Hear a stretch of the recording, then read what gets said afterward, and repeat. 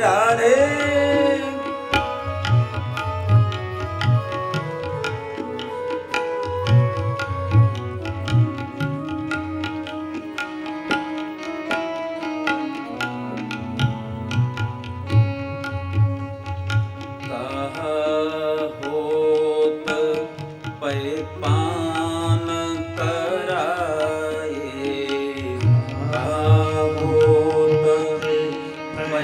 पान कराए विष नहीं तजत भुजंग, विष नहीं तजत भुजंग। कागहि कहाँ कपूर चुगाए, कागहि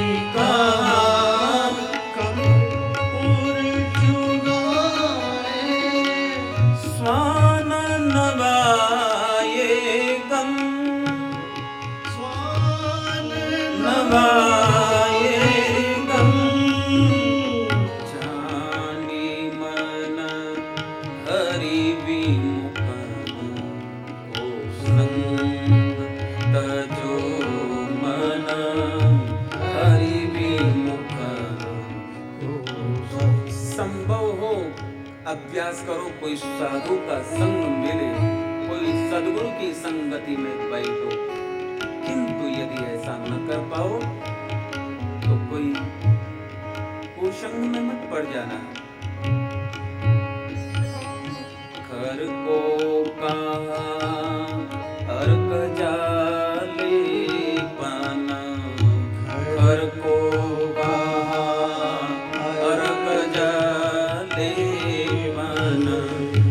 मरकत भूषण अंग, मरकत भूषण अंग। गज को कहाँ नवाए सरिता, गज को कहाँ नवाए सरिता। बहुरी धरे खई खंग, बहुर धरे खई छंग। तजो मन हरि विमुख हो संग, तजो मन हरि विमुख। और पाहन पतित पान नहीं बेधत, पाहन पतित पान नहीं बेधत। रीतो करत निसंग, रीतो करत निसंग। सूरदास खलकारी कामरी, सूरदास खलकारी कामरी। चढ़तन तू जोरंग, चढ़तन तू जोरंग, चढ़तन तू जोरंग। तजो मन हरि विमुख हो संग, तजो मन हरि विमुख। हे मन तू तज, जो राम से विमुख लोग हैं, जो कृष्ण से विमुख लोग हैं, जो धर्म से विमुख लोग हैं, जो है नास्तिक विचारधारा के लोग, उसको छोड़ो, उसका संग छोड़ो। उसका संग करने से अनेक लॉस है, जीवन में अनेक हानि है। इसलिए हे मन तजो मन हरि विमुखन को संग। कोई साधु संग न कर पाए तो, कोई सद्गुरु का संग न कर पाए तो तजो मन हरि विमुखन को संग, उसको त्याग करो।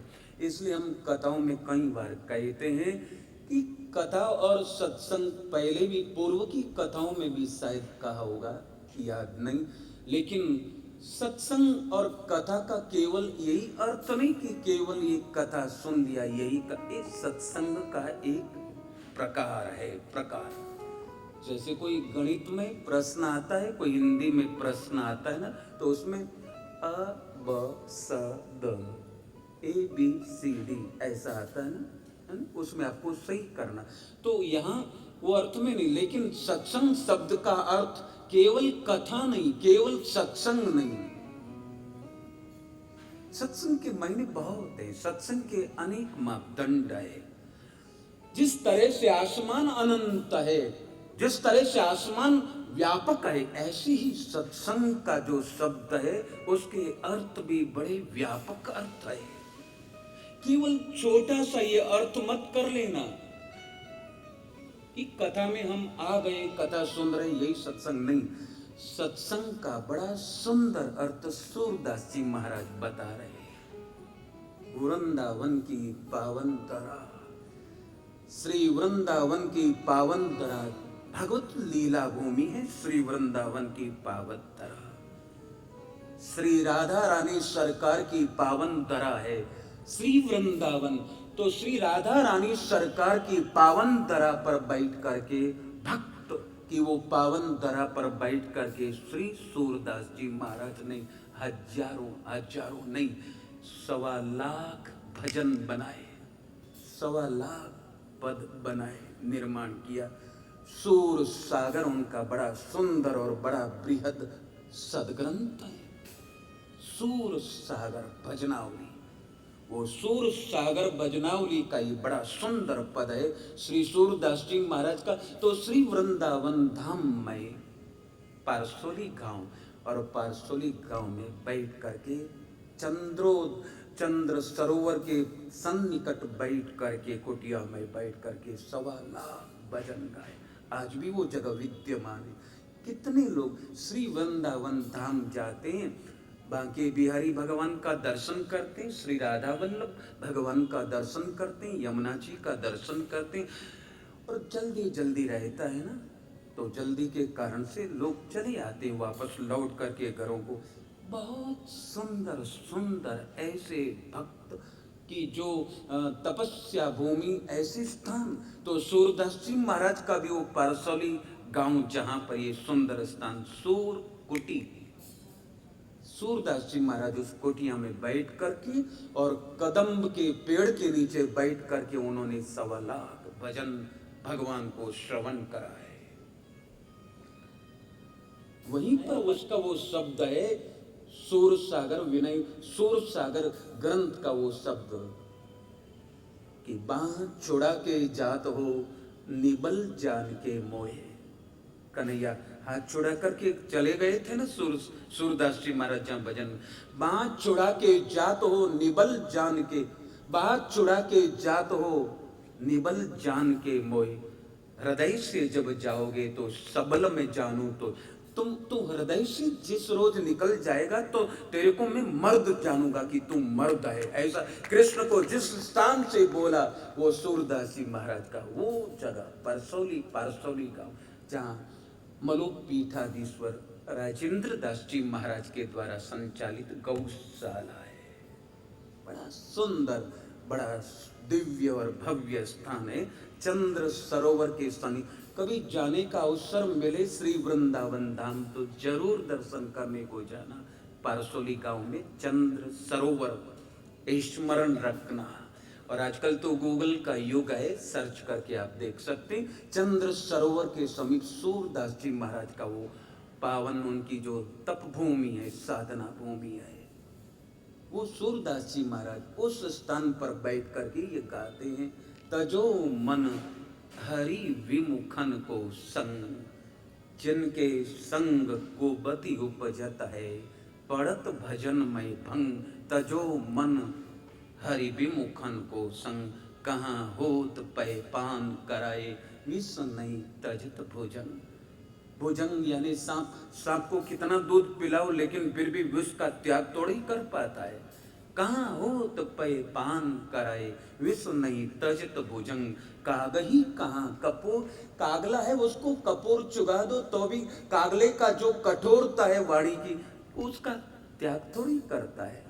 कागही कहाँ कपूर चुगाए, स्वान नवाए गंग। कुत्ते को यदि गंगा में स्नान करा दो, लेकिन फिर भी उस कुत्ते का जो कुत्तापन है वो कहाँ मिटता है। स्वान नहाए गंग, खर को कहाँ अर्गजा लेपन। गधा है उसको पूरे शरीर में चंदन चंदन यदि लेपन कर दिया जाए, लेकिन थोड़ी देर के बाद में फिर वही गधा धूल में लौटने लगेगा। खर को कहाँ अर्गजा लेपन, और मरकत भूषण अंग। गज को कहाँ नहावे सरता, बहुत धरे कई छंग। सूरदास काली कामरी पर चढ़तन दूज। ये इस तरह के लोग हैं जिनके ऊपर, उदाहरण कितना सुंदर दिया कि काली कंबल, उसके ऊपर दूसरा रंग चढ़ता नहीं है। तो कुछ लोग हैं संसार में, समाज में सुधर ही नहीं सकते। तो ऐसे जो हरि से जो विमुख लोग हैं, राम से विमुख है, कृष्ण से विमुख है, सनातनी जो अनुशासन मर्यादा है उससे जो विमुख, ऐसे लोगों का संग छोड़ो, वही सत्संग है। ऐसा भी करता है। तो चर्चा कर रहे हैं कि भगवत कृपा से सत्संग प्राप्त होता है। भगवान की कृपा से जीवों को साधु का संग, सद्गुरुओं का संग प्राप्त होता है। तो श्रीमद् भागवत महापुराण का परिचय हमारे संत लोग बताते हैं। भक्ति, ज्ञान, त्याग, वैराग्य, सद्गुणों का ये सुंदर संग्रह है। कोई नदी है, हर नदी के दो किनारे हैं। उन दोनों किनारों को यदि पार करना है, एक किनारे से दूसरे किनारे पर यदि हमको जाना है, तो एक साधन चाहिए। और वो साधन कौन? वो साधन है नौका। साधन की जरूरत है। भव सागर को तरने के लिए साधन चाहिए, नाम नौका। संतों ने कहा कि नाम को नौका बना दो, और ये नाम की नौका पर बैठ करके और भव समुद्र को पार किया जाता है। लेकिन एक स्थूल अर्थ में नदी के दो किनारे हैं। उन दो किनारों में एक किनारे से दूसरे किनारे पर यदि जाना है तो नाव चाहिए, नौका चाहिए। इसी तरह से महाराज भव समुद्र को पार करने के लिए श्रीमद् भागवत महापुराण एक सुदृढ़ मजबूत नाव का काम करती है। सुदृढ़ नौका है। इस नौका का आश्रय कर ले, भव समुद्र पार हो जाएगा। हमारे राजस्थान में बड़ा सुंदर माताएं बहनें, और शायद यहाँ भी भजन गाती होंगी कि ये राम नाम की जहाज माने तारेला, भाई तारेला। ये राम नाम की जहाज, ये कृष्ण नाम की जहाज माने तारेला, तारेला, तारेला, भाई तारेला, भगवत नाम की जहाज। तो इसी तरह से ये सुदृढ़ नौका है श्रीमद् भागवत महापुराण। भव समुद्र को पार करने के लिए मजबूत नाव के रूप में हमारे को प्राप्त हुई है, ऐसा भी संत लोग कहते हैं। इसका नाम भी भागवत है। और तीसरा, जो भगवान का बन जाता है ना, वह भी भागवत कहलाता है। जो भगवान का हो गया वह भागवत।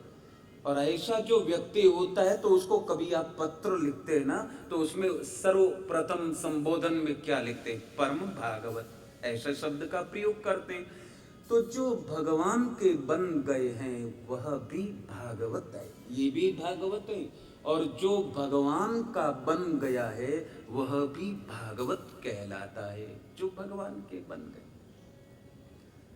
भगवान का बन जाने के बाद में वो कहता क्या है? मैं भगवान का हूं। ऐसा हृदय से अंगीकार करो ना, स्वीकार करो, मैं भगवान का हूं, मैं भगवान की हूं। ऐसा, मैं भगवान का हूं, भगवान मेरे हैं। मैं भगवान का हूं, भगवान मेरे हैं। और भगवान केवल मेरे ही नहीं, भगवान जीव मात्र के हैं, प्राणी मात्र के।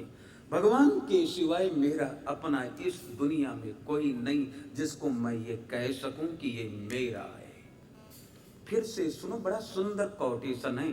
ब्रह्मलीन परम श्रद्धेय स्वामी राम सुखदास जी महाराज ऐसा सुंदर बात कहते थे। उनका ये स्लोगन है, वो कहते थे, मैं भगवान का हूँ, भगवान मेरे हैं, भगवान हम सबके हैं, भगवान प्राणी मात्र के हैं, और भगवान के सिवाय इस दुनिया में मेरा अपना कोई नहीं जिसको मैं ये कह सकूं कि ये मेरा है। कौन अपना है?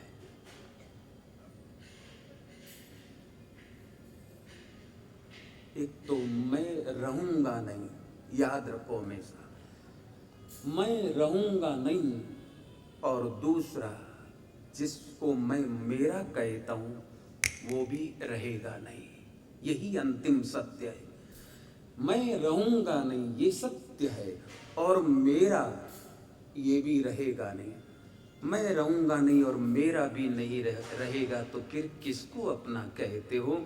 इसलिए शायद ब्रह्मलीन परम श्रद्धेय भारत रत्न साधु पुरुष स्वामी राम सुखदास जी महाराज कहते थे कि मैं भगवान का। ब्रह्मलीन परम श्रद्धेय स्वामी राम सुखदास जी महाराज, भारतवर्ष के करोड़ों करोड़ों लोगों ने जिनको धर्म सम्राट की उपाधि से अलंकृत किया, ऐसे धर्म सम्राट करपात्री जी महाराज जैसे सतपुरुष, देवहरा बाबा जैसे, उड़िया बाबा जैसे सतपुरुष भारतवर्ष में जब तक थे ना, तब तक यूं हमें फक्र महसूस होता था। भारतवर्ष के करोड़ों लोग गर्व महसूस करते थे कि हमारे भारत का ये बड़ा प्यारा साधु, धर्म सम्राट की उपाधि से जिनको अलंकृत किया गया करोड़ों करोड़ों लोगों के द्वारा, धर्म सम्राट करपात्री जी महाराज। अब में से बहुत सारे लोग हैं, ऐसे लोग होंगे निश्चित तौर से जिन्होंने धर्म सम्राट करपात्री जी महाराज का, ब्रह्मलीन परम श्रद्धेय स्वामी राम सुखदास जी महाराज का, हनुमान प्रसाद जी पौधार, भाई जय दयाल जी को, इनका जैसे महान पुरुष, उनका दर्शन किया होगा। नहीं किया तो उनकी वाणी को पढ़ ही रहे होंगे, उनके जो शास्त्र है, उनका जो साहित्य, उस साहित्य को आपने निश्चित तौर से पढ़ा होगा। तो मैं चर्चा कर रहा था कि जो भगवान का है वो भी भागवत है ना? भगवान का बन गया भागवत, और सद्गुण जो ये चार बताए उनका जो संग्रह जिसमें, वह भी भागवत, इसलिए इस ग्रंथ का नाम भागवत। अब श्रीमद् भागवत महापुराण में 12 स्कंद है, चैप्टर जिसको आप अंग्रेजी में कह सकते हैं। तो श्रीमद् भागवत महापुराण में 12 चैप्टर है, 12 स्कंद है, और 12 स्कंद के 18,000 श्लोक है। 18,000, इतना बृहद ये सदग्रंथ है, 18,000 श्लोक, बाप रे बाप। वेद व्यास जी महाराज बड़े ऋषि वैज्ञानिक थे। जितने भी ऋषि वैज्ञानिक हुए उनमें शिरोमणि ऋषि वैज्ञानिक हैं महर्षि वेद व्यास। 18,000 श्लोक से आबद्ध किया ये पावन सदग्रंथ है। अब ये 18,000 श्लोकों का यदि हम इस तरह से अर्थ करेंगे, विस्तार से उसका विवेचन करना अव्यवहारिक है, कठिन है, असंभव है कि इन 7 दिन के भीतर में 18,000 श्लोकों का, उसका पूर्ण रूपेण व्याख्या सहित उसका विवेचन कर सके, संभव नहीं। इसलिए हमें करना क्या है, ये 18,000 श्लोक है, उन श्लोकों का ये पावन जो ग्रंथ बना है ना, लिपिबद्ध है, तो इस ग्रंथ का जो सार तत्व है, वो सार तत्व उसको हम चर्चा करते हुए आगे गति करेंगे। तो इसका जो निचोड़ है, और हमको निचोड़ को ही तो पकड़ना है, निष्कर्ष जो है उसको ही तो पकड़ना है। ऐसे श्रीमद् भागवत महापुराण का हर शब्द है वो अनिर्वचनीय उसकी महिमा है, अकथनीय उसकी महिमा है। लेकिन किंतु सभी श्लोकों का विवेचन करना किसी भी संत के लिए, किसी भी कथाकार के लिए ये असंभव, नहीं तो अत्यंत कठिन जरूर है, बहुत कठिन। इसलिए उसका जो सार है ना श्रीमद् भागवत महापुराण का, वो सार वो आप तक पहुंचाने का प्रयास करते रहेंगे। उस सार के अंदर ही कथा निहित है, कथा छुपी हुई है, इसलिए बड़े भाव से और बड़ी श्रद्धा से ये कथा है। परम पावनी कथा को श्रवण करते रहना। देखो आज प्रथम दिन है, प्रथम दिवस है और शोभा यात्रा भी भागवत जी की हुई है। बहुत लोग हैं उनको जानकारी भी शायद न हो पाई होगी। सबको जानकारी देना ये हमारा धर्म है, ये हमारा कर्तव्य है। और सुबह भी मैं कह रहा था शोभा यात्रा के पश्चात में कि सोशल मीडिया प्रचार का ये प्रबल माध्यम है, उसका सदुपयोग यदि करें तो अपने अपने मोबाइल सेट से अपने जितने भी ग्रुप है तो उन सभी ग्रुपों में श्रीमद् भागवत सप्ताह कथा ये गुमास्ता नगर में मुकुट मांगलिक भवन में हो रही है। समय उसका 2 बजे से 6 बजे तक का है। ऐसा आप सबको सूचनार्थ बात प्रचारित करें। कथा का आयोजन तो हम शायद न करा सकें, किंतु ये कथा जो हो रही है तो उसका प्रचार प्रसार तो कर सकते हैं। प्रचार प्रसार करने से कितने लोगों को लाभ मिलेगा। हजारों लोग आए, उन हजारों में एक आदमी को भी यदि कोई भगवत का मार्ग प्राप्त हो जाता है ना, तो ये जो कथा का आयोजन है वो आयोजन सफल हो जाता है।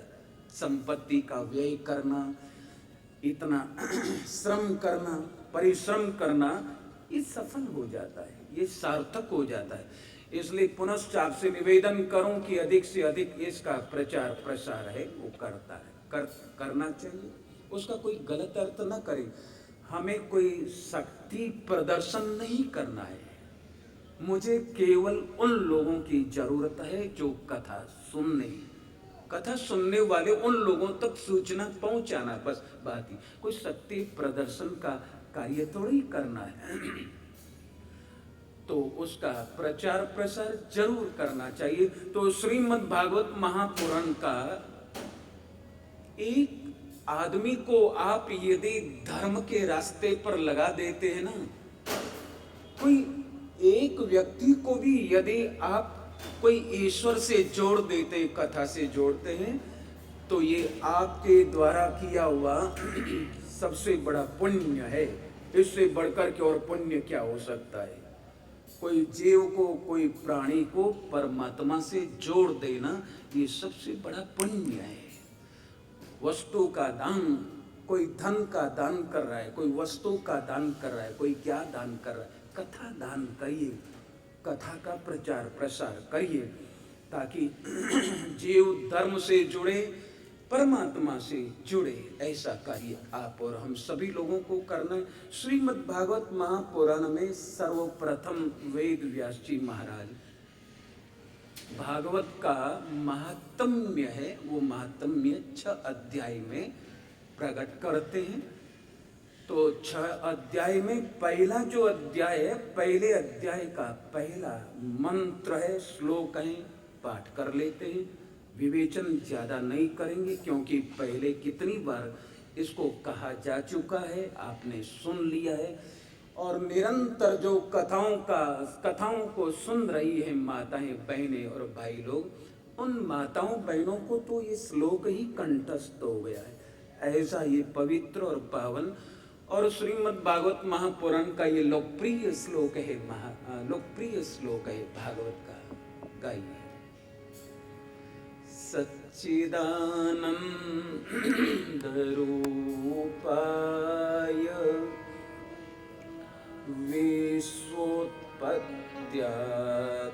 विश्वोत्पत्त्यादिहेतवे सच्चिदानंद रूपाय विश्वोत्पत्त्यादिहेतवे तापत्रय विनाशाय श्री कृष्णाय वयं नमः। बहुत सुंदर श्लोक। सच्चिदानंद रूपाय विश्वोत्पत्त्यादिहेतवे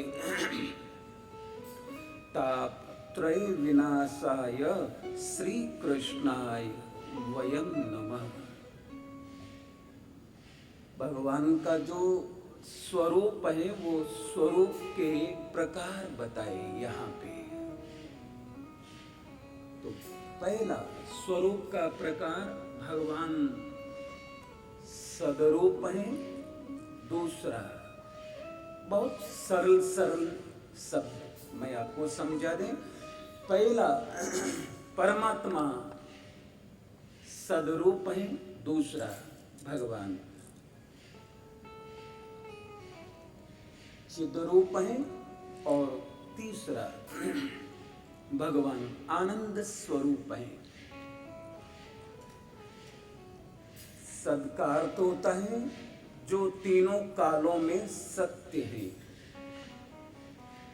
भूतकाल में भी जो था, वर्तमान में भी जो है, और भविष्य काल में भी जो तत्व रहने वाला है, यानी रहने वाला तत्व भूतकाल में भी था, वर्तमान में भी है, और भविष्य में भी जो रहने वाला तत्व है उसको कहते हैं सत।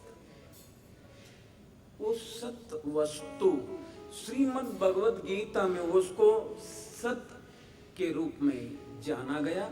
ना सतो विद्यते भावो ना भावो विद्यते सतः उभयोरपि द्रष्टुन्तस्त्वन्योस्तत्वदर्शिभिः।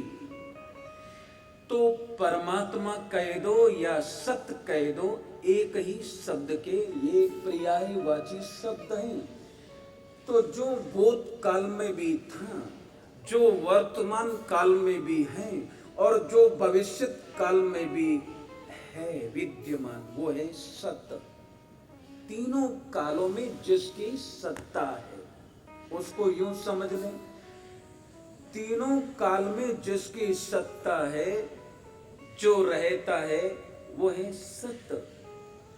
उसको एक अर्थ में और समझ लें कि आज से अरबों वर्षों पहले भी परमात्मा था। परमात्मा कह दो, सत कह दो, भगवान कह दो, ब्रह्म तत्व कह दो, भगवत तत्व कह दो। अरबों वर्षों पहले जो परमात्मा था वे परमात्मा आज भी है, और आने वाले अरबों वर्षों के पश्चात में भी अभी जो परमात्मा है, जो सत वस्तु है, वो सत वस्तु बाद में भी रहेगी। ये जो शरीर है ना, ये शरीर पहले नहीं था, शरीर अभी है, और भविष्य में शरीर रहने वाला नहीं है। तो जो रहने वाला नहीं होता है उसको कहते हैं विनाशी। ये विनाशी चीज है, ये क्षण भंगुर है। जो नष्ट होने वाला है उसको कहते हैं क्षण भंगुर। क्षण भंगुर की कलिका कल प्रात खिली न खिली। तो मानव शरीर है वो क्षण भंगुर शरीर है, नष्ट होने वाला है, उसको कहते हैं विनाशी, उसको कहते हैं नाशवान। शरीर नाशवान, लेकिन इस शरीर के भीतर में रहने वाला जो तत्व है ना, ब्रह्म तत्व, आत्म तत्व, वो है जिसको हम कहते हैं अविनाशी। शरीर विनाशी, शरीर के भीतर में रहने वाला तत्व है अविनाशी। मजे की बात सुनो, मिटने वाला शरीर है इसलिए ये मरण धर्मा कहलाता है। शरीर मरण धर्मा है, लेकिन इस मरण धर्मा शरीर के भीतर में नहीं मरने वाला एक ऐसी चीज रहती है जिसको कहते हैं आत्म तत्व, जिसको कहते हैं सत तत्व। सत्य वो है, शरीर मिथ्या है। आदि भगवान शंकराचार्य ने उसको ऐसे कहा, ब्रह्म सत्यम जगत मिथ्या। ब्रह्म सत्य है, जगत मिथ्या है, शरीर मिथ्या है, लेकिन शरीर के भीतर में रहने वाला जो शरीरी है वो सत्य है। तो तीनों कालों में जिसकी सत्ता है, जो हमको याद रह सकता है वही हमको कहना चाहिए, सुनना चाहिए। जो याद रहे नहीं और सिर के ऊपर से बाहर निकल जाए, ऐसी बातों को कहने का कोई अर्थ भी नहीं है ना। तो एक बात याद रख लो कि सत उसे कहते हैं जो तीनों कालों में रहता है। ऐसा तत्व है वो सत तत्व, अतीत में था, वर्तमान में भी है और भविष्य में भी जो रहने वाला है उसको कहते हैं सत्य। दूसरा चिद, भगवान सदरूप है, भगवान चिद रूप है, भगवान आनंद स्वरूप है। चिद कहते हैं प्रकाश को, चिद कहते हैं ज्ञान को। भगवान ज्ञान स्वरूप है, भगवान ज्योति स्वरूप है। इसलिए भगवान का जो स्वरूप है ना, वो स्वरूप के बैकग्राउंड जो चित्र बनाते तो उसमें बैकग्राउंड में जो देते हैं ना ज्योति स्वरूप, भगवान सूर्य का चित्र भी बनाते हैं। तो भगवान ज्ञान स्वरूप है, सद स्वरूप है, चिद स्वरूप है, आनंद स्वरूप है भगवान। आनंद क्या? आनंद यानी आनंद,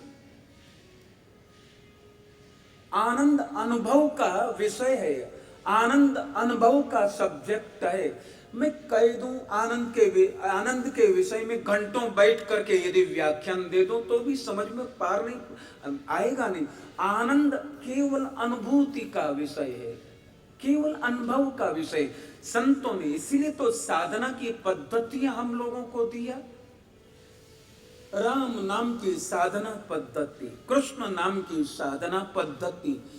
आपके जो सदगुरु हैं, उन सदगुरुओं ने आपको जो साधना उपासना की प्रणाली दिया है, वो उपासना को निरंतर अनवरत रूप से करते रहो, आनंद का अनुभव होगा।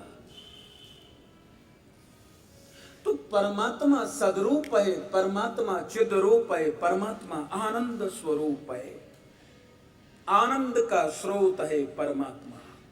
जैसे प्रकाश का स्रोत कहां से निकल रहा है? प्रकाश सूरज दे रहा है ना। प्रकाश का जो मूल स्रोत है वो सूर्य नारायण, हर प्रकाश सूरज से मिल रहा है। तो प्रकाश का स्रोत सूरज है, जल का स्रोत है वो समुद्र है, जल का स्रोत समुद्र, प्रकाश का स्रोत सूरज।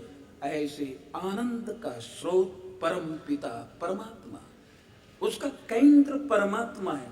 परमात्मा से आनंद, क्योंकि वह स्वयं आनंद स्वरूप है। तो साधना करने पर, नाम साधना करने पर जीवों को आनंद स्वरूप, आनंद कैसा होता है? ये कोई चीज से तो मिलेगा नहीं, कोई वस्तु से मिलेगा नहीं, कोई पदार्थ से मिलेगा नहीं। आनंद तो भीतर की बात है, आनंद तो अंदर की बात है। अंतर यात्रा, एक शब्द प्राय हम धर्म जगत में सुनते रहते हैं। तो अंतर यात्रा करने से आनंद का अनुभव होता है, अनुभूति होती है। तो परमात्मा सदरूप है, परमात्मा चिदरूप है, परमात्मा आनंद स्वरूप है। तीनों शब्दों को जोड़ दो तो सच्चिदानंद। ईश्वर के स्वरूप के ये तीन प्रकार हैं। फिर से सुने, सदरूप परमात्मा चिदरूप है, परमात्मा आनंद स्वरूप होते हैं। और दूसरा भगवान के कार्य क्या है, सुनते रहना। भगवान के ऐसे तो अनेक कार्य, लेकिन भगवान के तीन कार्यों की चर्चा यहाँ महर्षि व्यास करते हैं। उनमें पहला भगवान का कार्य है उत्पत्ति करना। भगवान सृष्टि की उत्पत्ति करते हैं, संसार का निर्माण करते हैं। परमात्मा विश्वोत्पत्त्यादि हेतवे, ये भगवान के तीन हेतु है, तीन कार्य।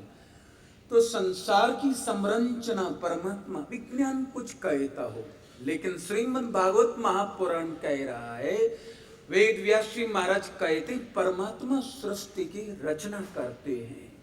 आगे हम सुनेंगे कैसे रचना करते हैं। तो भगवान सृष्टि का निर्माण करते हैं, दूसरा पालन करते हैं, तीसरा उपसंहार भी परमात्मा करते हैं, जीवों का सृजन करते, निर्माण करते। कितनी सुंदर भगवान की ये सृष्टि है, भगवान का ये संसार है। भगवान का बनाया हुआ संसार दुख नहीं देता है। आदमी स्वयं जो संसार बनाता है ना, अपने राग से, अपनी ममता से, अपनी मोह से, वो संसार उसको दुख देता है। ईश्वर का बनाया जगत किसी को आज तक दुख दिया ही नहीं। जिस जगत में हम रहते हैं वो जगत संसार जो है वो परमात्मा ने बनाया है ना, तो परमात्मा का बनाया संसार कितना सुंदर है। कितने सुंदर भगवान सूर्य नारायण रात्रि की पूर्णिमा की रात्रि में कैसे सुंदर चंद्रमा उदय होकर के आते हैं और कैसे उष्णता को शीतलता के रूप में बदलते हैं। तो ये चंद्र कितना सुख देता है, सूरज है कितना हमारे को आनंद प्रदान करता है। तो सूर्य है, चंद्रमा है, धरती है, नदियां हैं, पर्वत है, ये परमात्मा का बनाया हुआ जगत है। ये दुख दे रहा है क्या? अरे ये तो सुख देता है, लेकिन आदमी स्वयं जो संसार बनाता है ना, वो संसार से वो दुखी होता है। राग से जो बनाया, अपनी ममता से, अपनी आसक्ति से जिस संसार का निर्माण मनुष्य करता है, वो संसार हमारे को कष्ट देता है। तो भगवान की सुंदर ये कृति है संसार। कितना सुंदर संसार बनाया परमात्मा ने।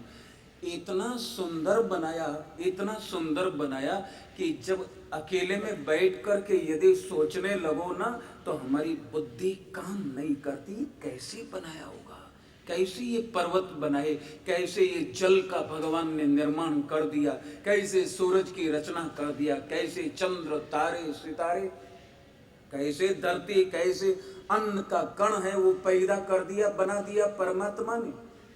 तो अकेले में बैठ कर के आदमी सोचे ना, विचार करे, तो उसकी बुद्धि चकरा जाती, बुद्धि काम नहीं करती। कैसे बनाया होगा? कोई पक्षी है कोयल, कितना सुंदर बोलती है, कितना मधुर बोलती है।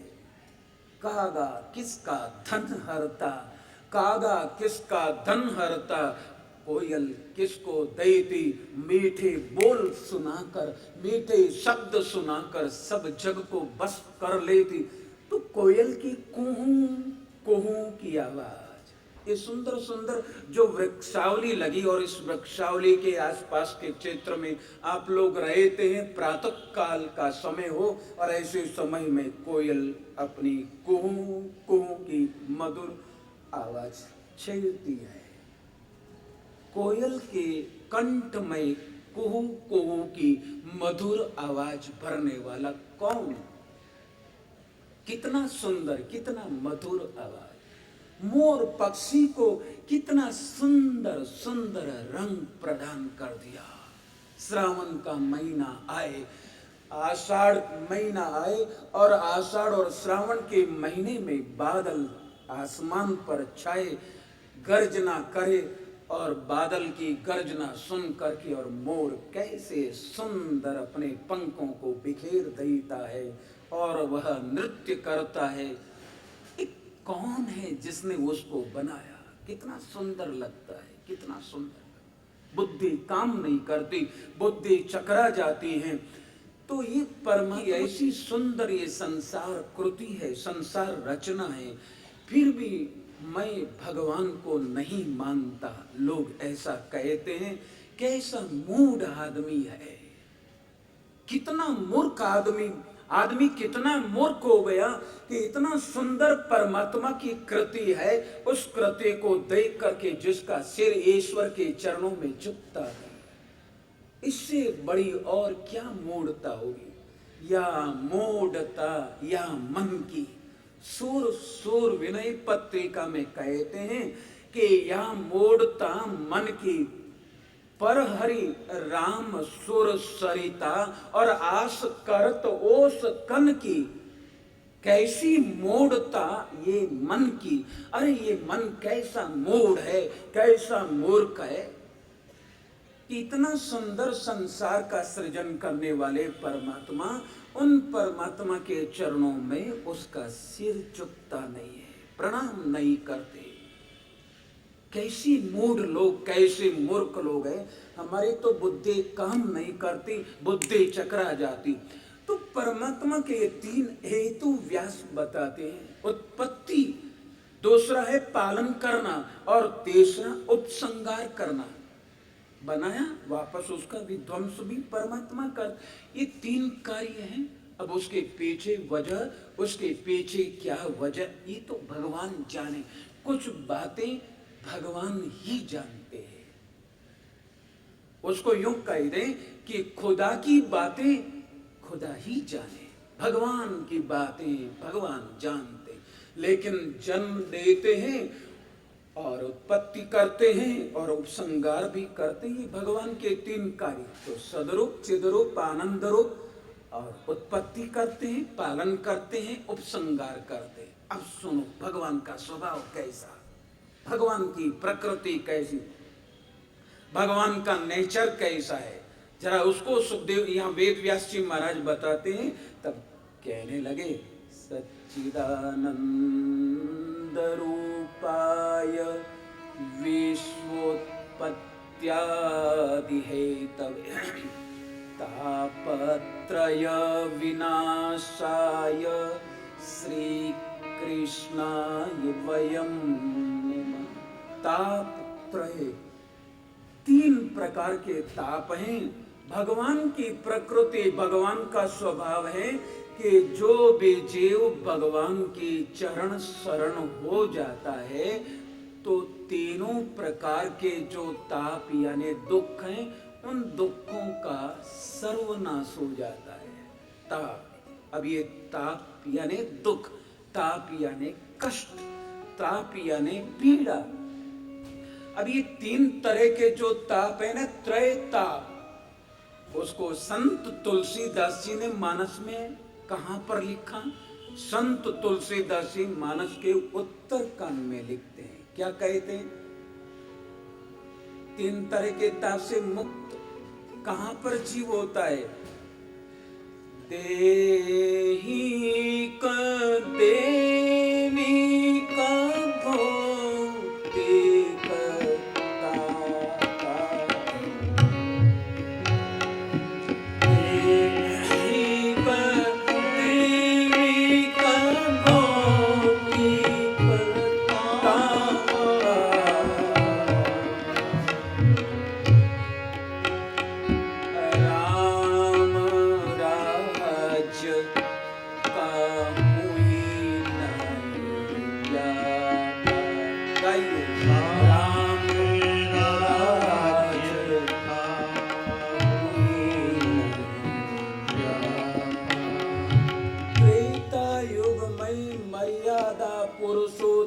भगवान राम के शासन में, राम के राज्य में ये तीनों तरह के ताप नहीं थे।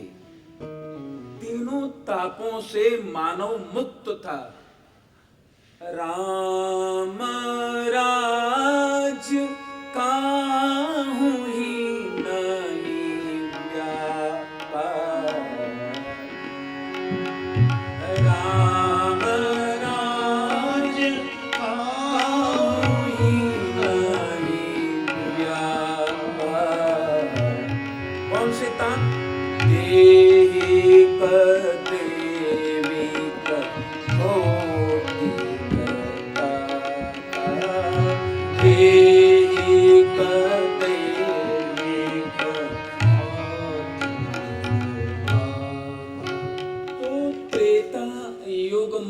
मर्यादा पुरुषोत्तम भगवान श्री राघवेंद्र सरकार के शासन काल में जो भी मनुष्य रहता है, भगवान राम के शरण में जो भी चला गया है, तो महाराज तीनों तापों से वह मनुष्य मुक्त हो गया। और यहाँ वेद व्यास जी महाराज भी कह रहे हैं, तापत्रय विनाशाय। भगवान श्याम सुंदर के चरण शरण में जो चला जाता है महाराज, वह भी इन तीनों तापों से मुक्त हो जाता है, क्योंकि भगवान के चरण शरण में जाने पर भगवान का स्वभाव ही है कि उसको दुखों से, ताप से मुक्त कर देता है। संसार में दो चीज मनुष्य को चाहिए। पहला सुख चाहिए, हर मनुष्य को सुख की प्राप्ति होना और दूसरा उसको दुख से मुक्त होना। सुख की प्राप्ति यदि करना चाहते हैं और दुख से मुक्त यदि करना चाहते हैं तो महाराज भगवान श्याम सुंदर की शरण में चले जाए। तापत्रय विनाशाय, तीनों प्रकार के तापों से आदमी मुक्त हो जाता है। अब ये तो बड़े बड़े ताप हैं, ये तो बड़े बड़े दुख हैं। आज का युग, अभी का जो समय चल रहा है ना महाराज, तो अभी के समय में तो महाराज बड़े दुख भी हैं, छोटे दुख भी हैं। ऐसा एक भी व्यक्ति शायद ही दुनिया में धरती पर होगा जिसको दुख न हो, जो दुखी न हो। हाँ, दुख का प्रकार अलग होता है। मेरा दुख है, उसका प्रकार अलग है। आपका जो दुख है वो आपके दुख का प्रकार अलग है। परिवार में 10 जने रहते हैं तो हर आदमी का दुख का जो चेहरा है वो चेहरा अलग अलग होता है। जैसे हर चेहरे अलग होते हैं ना, ऐसे दुख के भी चेहरे हैं। तो हर दुख का जो चेहरा है वो चेहरा, उसकी शक्ल है वो अलग अलग है, लेकिन अंदर में दुख तो है। अब ये 18 पुराण में से एक सर्वोत्तम ये महापुराण श्रीमद् भागवत महापुराण है ना, तो महाराज हमारे संत लोग कहते हैं एक 19वां पुराण और है। और वो 19वां पुराण, बोले महाराज जी इतने समय तक आपने गुप्त कैसे रख दिया? ये 19वां महापुराण कौन है? तो संतों ने कहा कि इस युग में 19वां महापुराण है दुख पुराण, कष्ट पुराण। ये ऐसा पुराण है जो इन पुराणों से भी बड़ा पुराण है। तो ये दुनिया में धरती पर रहने वाला हर आदमी, उसके जीवन में पता नहीं कितने कितने दुख हैं, कितने कितने कष्ट हैं। आप जिस घर में रहते हो उस घर के दुखों को आप अच्छे से जानते हो। अड़ोस पड़ोस में रहते हैं उनके दुखों को भी जानते हैं। जिन जो आपके परिचित हैं, जो आपके बंधु हैं, जो आपके रिश्तेदार हैं, उनके कष्ट, उनके तकलीफ हैं वो भी आप जानते हैं। तो नहीं लगता कि देखो समाज में आदमी कितना दुखी है, कितना कष्ट उठा रहा है, कितना कष्ट पा रहा है। तो वेद व्यास जी महाराज कहते यदि सुखी होना चाहते हो तो चलो आइए, क्या करना? बोले भगवान की शरण हो जाओ, भगवत शरणागति प्राप्त कर लो तो तापत्रय विनाशाय, सब प्रकार के दुख, छोटे दुख, बड़े दुख, शारीरिक दुख, मानसिक दुख, भौतिक दुख, वो सारे के सारे दुख है खत्म हो। कई कहते हैं कि देखो हम तो शरण में भी आ गए, हम तो भक्ति भी करते हैं, हम तो भजन भी करते हैं, लेकिन फिर भी हमारा कष्ट मिटा नहीं, हमारा दुख मिटाया नहीं परमात्मा ने। अरे तुम भजन करते हो, तुम भक्ति करते हो, फिर भी दुख मिटा नहीं, तो इसमें दोष भक्ति का थोड़ा ही है, उसमें भजन का दोष थोड़ी। भजन और भक्ति से तो दुख का निवारण होता है। कहीं कहीं ऐसा हो सकता है कि हमारा जो व्यवहार है वो व्यवहार में थोड़ा सही, लेकिन दोष है, कुछ दोष है, कुछ हम अपराध कर रहे हैं, कुछ हमारे जीवन से त्रुटि हो रही है, कुछ क्रिया में कुछ ठीक नहीं है, हमारा कर्म में कुछ दोष है। तो कर्म में दोष होने के कारण से, हमारी क्रिया में दोष होने के कारण से भक्ति तो कर रहे हैं हम लोग, भजन तो कर रहे हैं, मंदिर जा रहे हैं, लक्ष्मी वेंकटेश मंदिर में गोविंदा गोपाला कर रहे हैं, आश्रमों में राम द्वारों में जाकर राम राम वाचन कर रहे हैं, लेकिन फिर भी दुख मिट नहीं रहा। तो उसका वजह भक्ति कारण थोड़ी, उसका कारण हमारी क्रिया में कुछ न कुछ दोष है। कहीं कहीं व्यवहार में हम दोष कर रहे हैं, कहीं त्रुटि कर रहे हैं, कहीं कुछ गलत हो रहा है, अपराध कर रहे हैं, इसलिए। बाकी मंदिर में जाने पर, भक्ति करने पर, भजन करने पर दुख ना मिटे, ऐसा कभी हो सकता है क्या? फिर तो संसार में कोई उपाय नहीं रहेगा दुख से मुक्त होने का। तो दुख से मुक्त तो हो सकता है आदमी, लेकिन अपनी क्रिया में भी सुधार लाना पड़ेगा। व्यवहार में भी जरा जो दोष आते हैं ना, उन दोषों को सनई सनई धीरे धीरे समाप्त करना होगा। और फिर साथ में भक्ति करेंगे, भजन करेंगे तो सब दुखों से मुक्ति मिलेगी। तो तापत्रय विनाशाय श्री कृष्णाय वयम नुमः।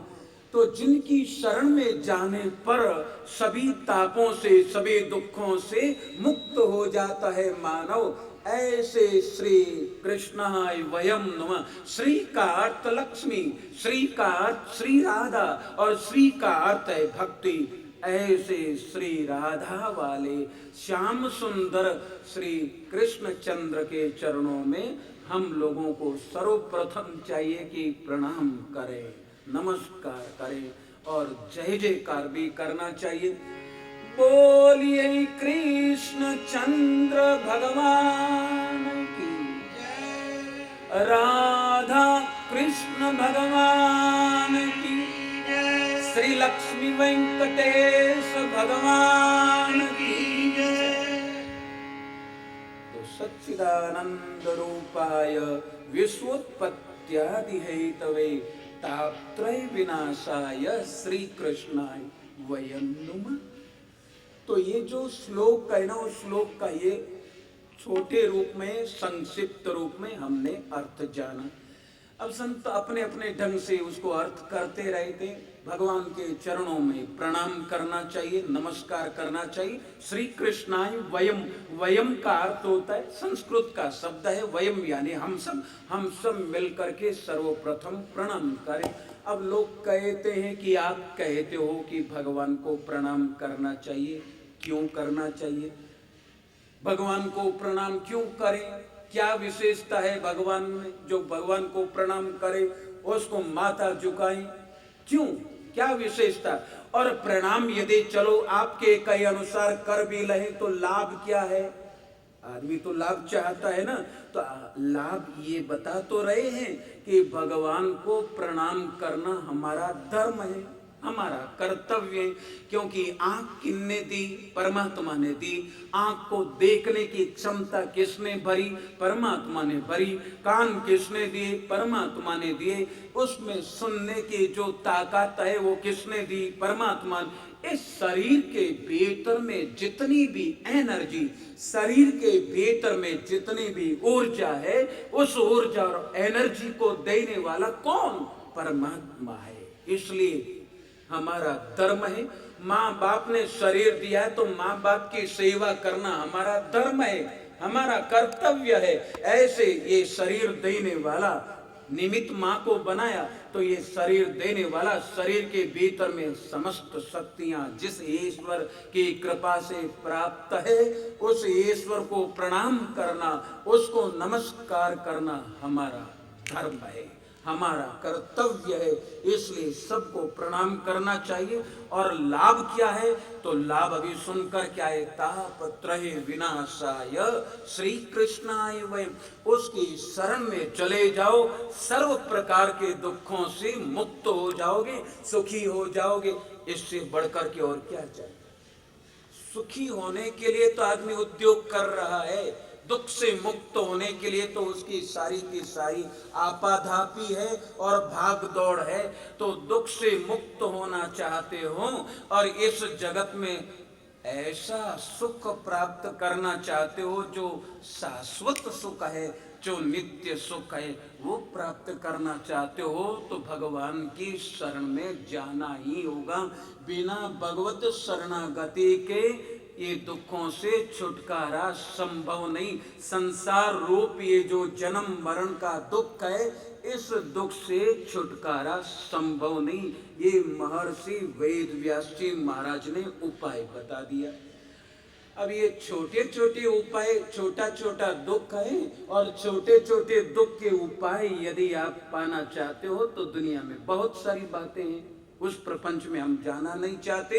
ये कर लो, वो कर लो, ऐसा कर लो, वैसा कर लो। लेकिन महर्षि वेद व्यास कहते हैं कि सदा सुख चाहिए, नित्य सुख चाहिए, सर्वकाल में सुख चाहिए, जीवन पर्यंत सुख चाहिए, जन्मों जन्मों तक यदि सुखी रहना है और जन्मों की छोड़ो, पूरे जीवन पर्यंत यदि सुख चाहिए, 12 महीने सुख चाहिए, हर महीने सुख चाहिए, हर वार सोमवार को भी सुख चाहिए, मंगलवार को सुख चाहिए, बुधवार को, बृहस्पतिवार को, शुक्रवार को, शनिवार और रविवार को भी सुख चाहिए। जिस देश में रहते हो उस देश में सुख चाहिए, विदेश में जाओ वहां भी सुख चाहिए। किसी भी वर्ण के, किसी भी जाति के, किसी भी धर्म के हो, हर धर्म में जिस मजहब में रह रहे हो उसमें सुख चाहिए। तो तापत्रय विनाशाय, भगवान की शरण जाए बगैर ये आदमी सुखी हो नहीं सकता, नहीं हो। भगवत शरणागति जाने पर ही वह सुखी हो सकता है, और कोई उपाय नहीं। इसलिए श्रीमद् भगवत गीता में 6000 वर्षों पहले कुरुक्षेत्र के मैदान में श्री कृष्ण बोले, क्या बोले? सर्वधर्मान् परित्यज्य माम एकम शरणं व्रज। सर्वधर्मान् परित्यज्य माम एकम शरणं व्रज, अहम त्वां सर्व पापेभ्यो मोक्षयिष्यामि मा शुचः। सर्वधर्मान् परित्यज्य मामेकं शरणं व्रज, अहम त्वां सर्व पापेभ्यो मोक्षयिष्यामि मा शुचः। तो ये व्यासदेव ने प्रथम श्लोक महात्म्य का है, उसका ये विवेचन, उसका ये मीनिंग अर्थ हमारे को बताया, हम लोगों ने सुना। दूसरे मंत्र में, श्लोक में, यम प्रवजंत मनुपैत मापैत कृत्यम द्वैपायनो विरह कातर आजुहाव, पुत्रेति तन्मयतया तर्वो विनेदुस्तम सर्वभूत हृदयम मुनिमानतोस्मि। दूसरा श्लोक, उसमें व्यास पुत्र सुखदेव जी महाराज को स्तुति की गई, उसकी महिमा गाई। जन्म लेने के बाद में सैकड़ों वर्षों तक साधना तब करे, तब जाकर के कोई परिव्राजक बनता है। लेकिन श्री सुखदेव जी महाराज तो जन्म से ही परिव्राजक थे, जन्म से ही अवधूत, जन्म से ब्रह्मनिष्ठ, ब्रह्म श्रोत्रिय, ऐसा है। तो श्री सुखदेव जी महाराज जन्म लेते से ही परिव्राजक बन गए, यम प्रवचन।